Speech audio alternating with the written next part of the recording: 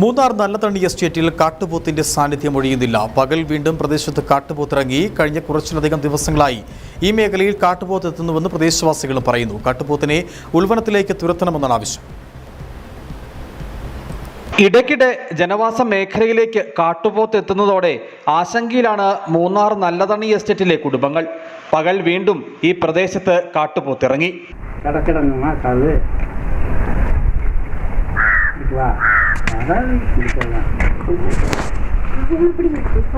ജനവാസ മേഖലയിൽ കാട്ടുപോത്തിന്റെ സാന്നിധ്യം അടിക്കടി ഉണ്ടാകുന്നത് ഈ ഭാഗത്തെ താമസക്കാരെ പ്രതിസന്ധിയിലാക്കുന്നുണ്ട്.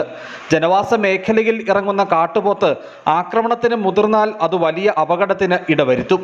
കഴിഞ്ഞ കുറച്ചധികം ദിവസങ്ങളായി കാട്ടുപോത്ത് ജനവാസ മേഖലയിലേക്ക് എത്തുന്നുവെങ്കിലും പരാക്രമങ്ങൾക്ക് മുതിരാത്തതാണ് ആളുകളുടെ ആശ്വാസം. തൊഴിൽ സമയത്തോ അല്ലാതെയോ അപ്രതീക്ഷിതമായി കാട്ടുപോത്തിന്റെ മുമ്പിൽ പെടുമോ എന്ന പേടി ആളുകൾക്കുണ്ട്. രാത്രി കാലത്തും ആളുകൾ ഭയപ്പാടോടെയാണ് പുറത്തിറങ്ങുന്നത്. News bureau, Adimali.